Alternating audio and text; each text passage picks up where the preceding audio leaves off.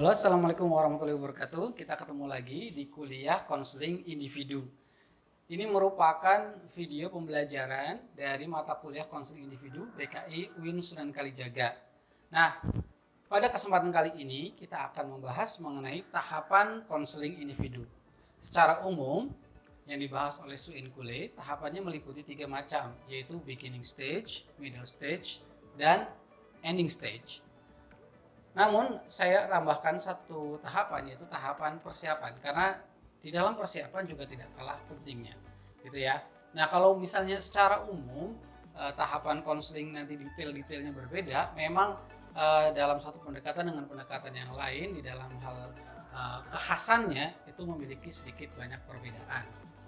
Tapi secara umum kira-kira sama gitu ya, ada persiapan, tahap awal, kemudian tahap pertengahan dan tahap akhir gitu.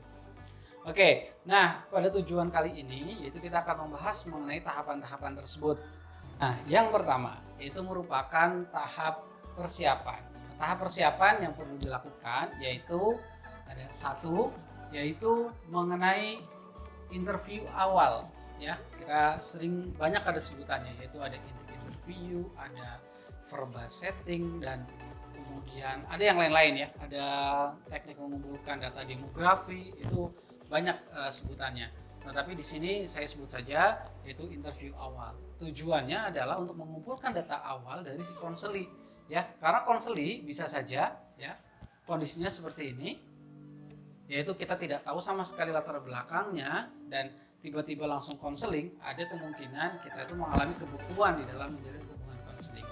Meskipun konseling pada dasarnya adalah penerimaan yang tidak bersyarat, misalnya dengan menggunakan pendekatan Rogerian gitu ya, akan tetapi saya rasa gitu ya, kita tetap memerlukan informasi awal dari konseling. Makanya kita perlukan misalnya lembar wawancara seperti berikut ini. Nah, untuk mengumpulkan data awal.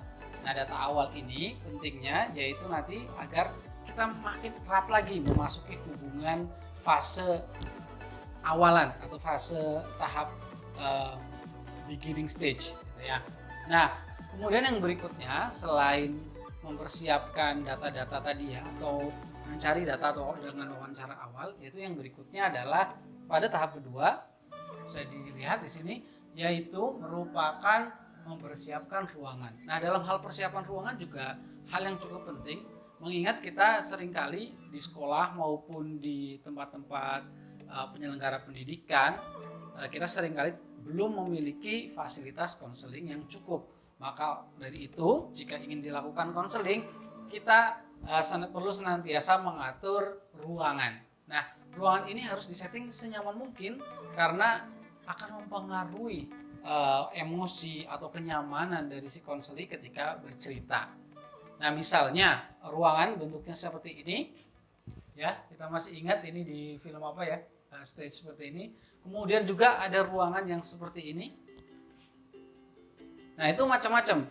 Mungkin kalau di sekolahan ya di antara salah satu ini gitu ya, itu ada gitu ya, sangat menyenangkan sekali gitu karena biasanya seringkali mungkin ada di balik lemari. Nah, ruangan seperti itu saya kira belum cocok untuk dilakukan atau digunakan untuk konseling. Pun begitu, yang penting syarat ruangan adalah asas kenyamanan dan asas kerahasiaan dari si konseli tetap terjaga.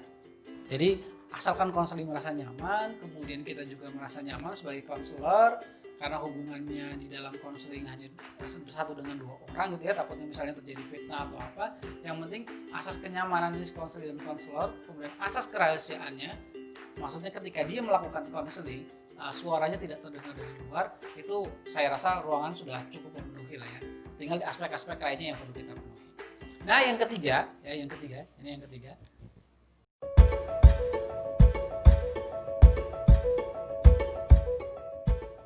Mengatur tempat duduk bentuknya bisa macam-macam, seperti yang kita ketahui kalau di sekolah mungkin bentuknya seperti L begitu ya, atau seperti ini yang digambar. Nah, kemudian di beberapa misalnya sesi konseling terlihat juga konselor dan konseli duduk sangat nyaman di antara sofa masing-masing seperti halnya tamu ketika bertamu di rumah gitu ya.